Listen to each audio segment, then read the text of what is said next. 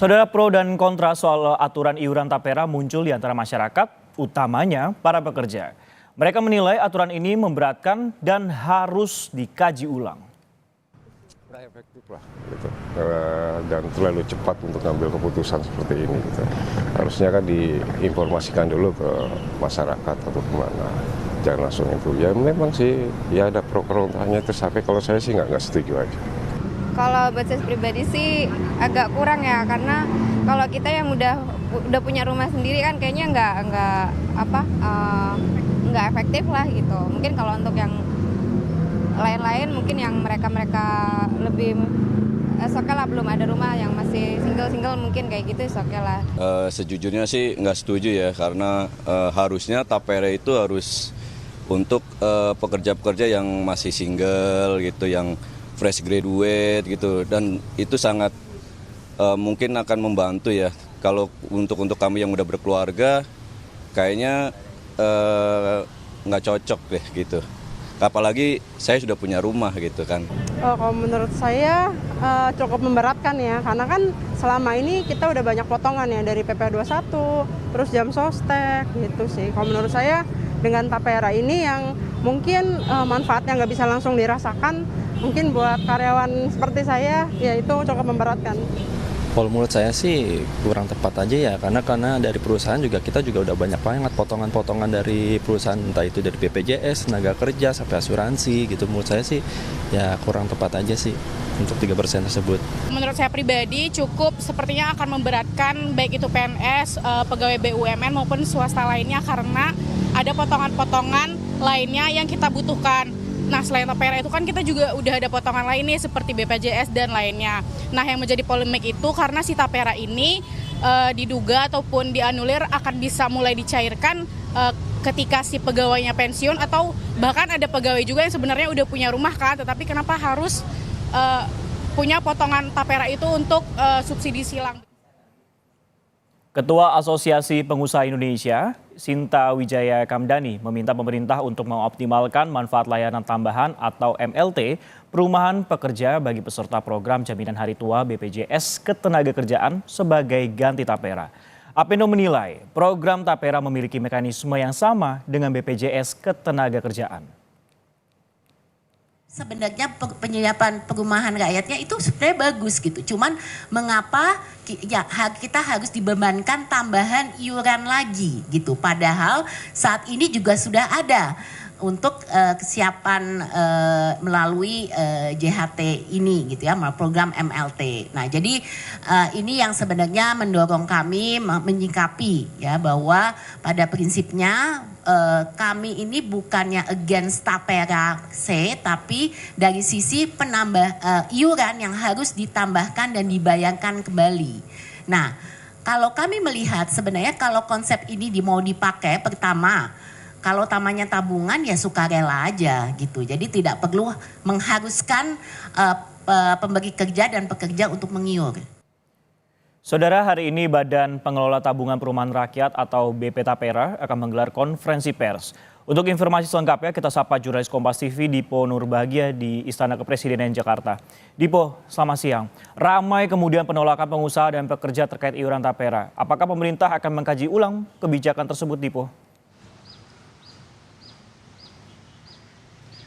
Selamat siang Sisko dan juga saudara. Untuk menjawab pertanyaan Anda, kalimat yang nampaknya paling tepat adalah tentu pemerintah akan melakukan evaluasi serta kajian seiring implementasi dari kebijakan tapera itu sendiri. Artinya evaluasi dan kajian tentu akan terus dilakukan oleh pemerintah dengan menyerap aspirasi oleh seluruh pihak. Tetapi di sisi lain nampaknya peraturan terkait dengan tapera ini masih akan terus berjalan. Karena kita tahu juga bahwa maksimal tapera ini diimplementasikan yaitu pada tahun 2027. Ini juga dikuatkan dengan pernyataan yang sebelumnya sudah disampaikan oleh Presiden Joko Widodo yang seakan mengeluarkan nada normalisasi atas polemik ataupun pro kontra yang kemudian lahir di tengah masyarakat. Bahkan pada saat itu ketika Presiden ditanyakan terkait dengan iuran tapera, Presiden nampak mewajarkan pro kontra yang lahir di tengah publik dan menyamakan kejadian ini dengan kondisi pada saat pemerintah mengeluarkan kebijakan terkait dengan peserta BPJS Kesehatan non penerima bantuan iuran untuk mendaftar. Nah, analogi ini juga menarik karena tentu BPJS Kesehatan adalah suatu kebijakan yang betul ada pro kontra di tengahnya ketika ada aturan non penerima bantuan iuran untuk kemudian juga membayar, tetapi di sisi lain jaminan ataupun manfaat yang diterima oleh publik ini dapat dirasakan secara langsung. Artinya ketika sudah membayar iuran, publik yang sakit dapat merasakan akses layanan kesehatan gratis di rumah sakit. Nah, pertanyaannya yang kemudian begitu banyak menuai pro dan kontra adalah apa jaminan dari iuran tapera? Apakah pemerintah dapat memastikan bahwa masyarakat yang belum punya rumah dan dipotong gajinya untuk membayar iuran tapera ini sudah pasti dapat rumah? Ini yang kemudian masih menjadi pertanyaan oleh publik, belum lagi soal pekerja yang sudah punya rumah tetapi juga ini masih diwajibkan untuk kemudian membayar iuran tapera sebagai semangat gotong royong untuk membantu dalam tanda kutip masyarakat yang belum memiliki rumah ataupun dengan mekanisme subsidi silang. Ini yang kemudian nampaknya harus diperjelas oleh pemerintah meskipun pemerintah menyebut bahwa masyarakat yang sudah punya rumah dan membayar iuran tapera ini dapat memanfaatkan tapera sebagai tabungan dan dapat diambil pada saat masa pensiun, tetapi tentu ini juga masih harus diformulasikan kembali agar semua pihak dapat merasakan manfaatnya. Nah, untuk menjawab apa yang kemudian menjadi polemik di tengah publik, nanti sekitar pukul 2 siang waktu Indonesia Barat, pemerintah akan melakukan konferensi pers di kantor staf presiden. Tujuannya adalah tentu selain menjawab keresahan publik terkait dengan potongan ataupun iuran tapera, tetapi juga diharapkan momentum ini juga dapat menjawab sejumlah pertanyaan publik terkait dengan iuran tapera. Belum ada keterangan resmi terkait dengan apa saja yang kemudian nanti akan dibahas, tapi kalau kita coba analisa sedikit tentu akan ada beberapa hal yang disampaikan, seperti misalnya bagaimana kemudian nanti kejelasan soal mekanisme potongan dana tapera, kemudian juga siapa saja yang nanti dipastikan akan wajib mengikuti dan juga membayar iuran tapera, dan yang tidak kalah penting adalah kejelasan soal manfaat tapera itu sendiri bagi para pengiurnya. Nah, kalau kita berbicara soal aturan tapera, memang ada sejumlah manfaat yang kemudian kemungkinan besar nanti akan disosialisasikan oleh pemerintah.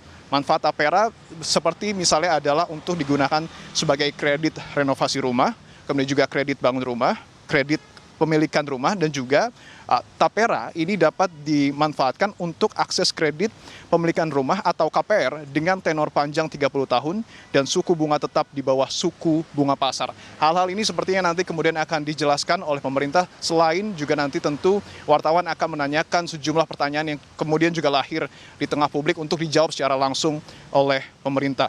Konferensi pers ini sendiri juga nanti akan dihadiri secara langsung oleh Kepala Staf Presiden Muldoko, kemudian juga ada Komisioner BP Tapera Heru Pudio Nugroho, ada juga sejumlah pihak dari Kemenaker, PUPR, dan juga Kementerian Keuangan yang juga nanti perwakilan yang akan hadir, dan juga nanti akan ada penerima manfaat tapera. Momentum ini juga menarik karena sebelumnya beberapa hari yang lalu ataupun bahkan pada hari kemarin, wartawan ini terkesan kesulitan untuk kemudian meminta kejelasan dari pemerintah terkait dengan iuran tapera. Seperti misalnya kemarin kami mencoba menanyakan hal ini kepada Menteri Sekretaris Negara Pratikno, tetapi sayangnya tidak ada jawaban yang secara spesifik dijelaskan, dan bahkan Pratikno meminta pertanyaan tersebut disampaikan kepada Menteri PUPR dan juga Menteri Keuangan. Menariknya lagi, pada hari yang sama, di tempat yang berbeda, Menteri Keuangan saat ditanyakan hal serupa, ini justru tidak menjawab secara spesifik juga.